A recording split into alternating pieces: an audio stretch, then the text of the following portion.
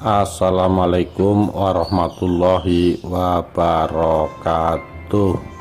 Rahayu Rahayu Sagung dumadi.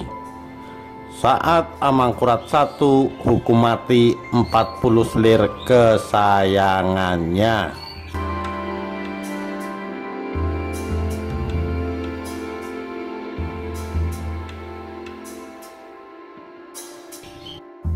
Bukan hanya senang mengumpulkan kekayaan, Amangkurat I juga terkenal sangat kejam. Ia memiliki lebih dari 40 selir, seperti diungkap para Kitri Simbolon dalam buku Menjadi Indonesia 2006. Selir yang paling dimanjakannya adalah Ratu Malang, yang tadinya istri seorang dalang. Waktu Ratu Malang meninggal dunia pada tahun 1667, Amangkurat I marah. Ia mencurigai 40 selir lainnya berkomplot membunuh Ratu Malang karena cemburu. Maka Amangkurat I pun membunuh 40 orang selir itu. Perangannya yang suka mengumbar syahwat dan kejam itu sebenarnya sudah terlihat sejak ia menjadi putra mahkota. Tahun 1637, ketika masih berstatus putra mahkota, dia telah terlibat skandal yang melibatkan istri seorang abdi dalem senior, Tumenggung Wiraguna. Setelah naik takhta di tahun 1647, Wiraguna diutus ke Jawa bagian ujung timur, seolah mengusir pasukan dari Bali. Di sana juga Wiraguna terbunuh. Yang menjadi permaisuri Amangkurat I adalah Ratu Kulon, putri Pangeran Pekik dari Surabaya. Dari Ratu Kulon, Amangkurat I memiliki seorang anak, Raden Mas Rohmat. Namun karena ibunya wafat, Raden Mas Rohmat sejak kecil tinggal di Surabaya bersama kakeknya, Pangeran Pekik. Amangkurat I kemudian mencari selir baru. Di daerah sekitar Surabaya ditemukan Rara Oyi, tapi masih belum cukup umur. Kendati demikian, ayah Rara Oyi, Ki Mangunjaya, setuju putrinya dijadikan selir Amangkurat I.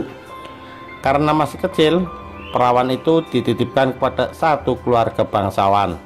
Demikian ditulis para Kitri dalam bukunya Rara Oyi.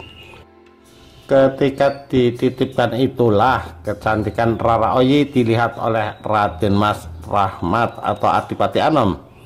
Sang putra mahkota Adipati Anom jatuh hati, dan sang kakek yang sangat menyayangi dirinya, Pangeran Pekik, mengetahui perasaan cucunya kepada Rara Oyi. Dipertemukanlah sepasang pemuda-pemudi itu oleh Pangeran Pekik, sampai kemudian mereka menjalin kisah asmara. Rupanya Amangkurat I mendapat informasi soal ini. Ia pun murka. Pangeran Pekik dan keluarganya pun dibunuh, juga para pendukung Pangeran Pekik. Tragedi ini terjadi pada tahun 1668. Amangkurat I juga memerintahkan Raden Mas Rahmat untuk membunuh Rara Oyi dengan tangannya sendiri. Perintah itu pun dilaksanakan sang putra mahkota, karena ia diancam akan dibunuh juga bila menolak titah tersebut. Setelah itu, kehidupan Raden Mas Rahmat diawasi ketat oleh sang ayah. Ia juga dipecat sebagai Adipati Anom. Sebelum itu, tahun 1661, Raden Mas Rahmat juga pernah ingin melakukan kudeta terhadap ayahnya, karena ia mendapatkan informasi kalau jabatan Adipati Anom yang ia pegang akan dipindahkan kepada putra lain Amangkurat I, Pangeran Singasari. Namun kudeta Raden Mas Rahmat gagal. Seluruh pengikut Raden Mas Rahmat dihabisi tanpa sisa oleh Amangkurat I. Pangeran Trunajaya atau Raden Nila Prawata mengetahui sepak terjang Amangkurat I yang seperti itu. Ia juga mendengarkan langsung keluh kesah rakyat yang menderita di bawah kekuasaan Kesultanan Mataram dan Amangkurat I. Trunajaya sebenarnya bagian dari bangsawan Mataram yang berasal dari bangsawan Madura. Bahkan Trunajaya lahir dan dibesarkan di Mataram. Dia adalah anak Raden Demang Mloyokusumo yang merupakan anak Cakraningrat I dari seorang selirnya yang juga bangsawan Madura.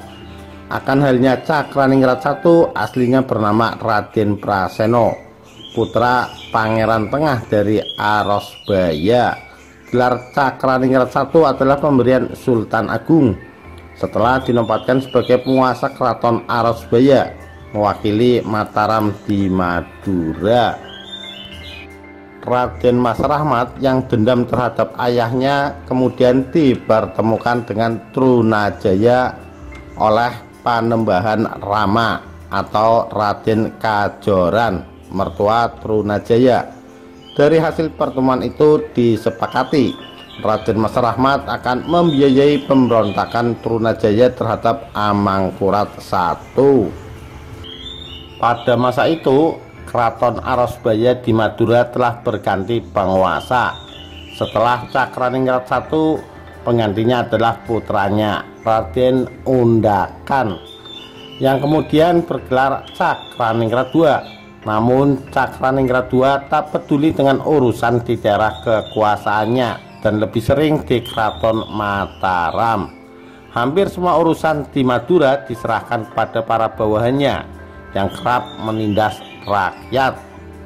Karena kerap mendapat laporan dari rakyat Madura dan rakyat Jawa yang tertindas, Pangeran Trunajaya pun mulai bergerak. Ia menggalang kekuatan rakyat Madura dari Bangkalan sampai Sumeneb, yang kemudian memberi dia gelar Panembahan Maduratna. Pemberontakan terbuka pun mulai dilakukan Pangeran Trunajaya dan para pendukungnya pada tahun 1677. Di Madura dan Surabaya dengan terlebih dulu menculik Cakraningrat II dan kemudian mengasingkannya ke Lodaya, Kediri. Dalam kepemimpinannya Trunajaya didampingi Macan Wulung, menantu dari Panembahan Sumeneb. Madura pun berhasil dikuasai Trunajaya. Ia menyatakan Madura sebagai daerah yang berdaulat sendiri, tak lagi di bawah kekuasaan Mataram. Trunajaya dan pendukungnya terus bergerak mengarah ke Mataram. Orang-orang Makassar di Jawa di bawah kepemimpinan Kraeng Kalesong yang menyingkir dari kampung halaman mereka di Celebes atau Sulawesi karena terdesak oleh kekuatan VOC setelah kekalahan Sultan Hasanuddin, bersimpati kepada Trunajaya. Mereka bergabung. Sedikit demi sedikit daerah kekuasaan Mataram dapat direbut. Namun di tengah kemenangan itu Trunajaya berselisih dengan Raden Mas Rahmat. Mereka pun pecah kongsi sehingga Trunajaya membatalkan penyerahan kekuasaan kepada Raden Mas Rahmat sebagai rencana sebelumnya. Tapi perlawanan terhadap Amangkurat I terus dilakukan Trunojoyo sampai akhir pada tanggal 2 Juli 1677. Trunajaya dan para pendukungnya berhasil menyerang pusat kekuasaan Mataram di Pleret, yang sekarang masuk wilayah Kabupaten Bantul, Yogyakarta. Amangkurat I melarikan diri ke Batavia untuk meminta bantuan VOC, namun wafat dalam perjalanan. Sebelum kematiannya, ia sempat menyerahkan kekuasaan Kesultanan Mataram kepada putra mahkotanya, Raden Mas Rahmat, yang tak lagi berkongsi dengan Trunajaya. Raden Mas Rahmat bahkan ikut melarikan diri ke Batavia dan kemudian diberi gelar Amangkurat II. Setelah mengalahkan Mataram, Trunajaya dan pendukungnya mendirikan pemerintahan baru. Pusat kekuasaannya di Kediri.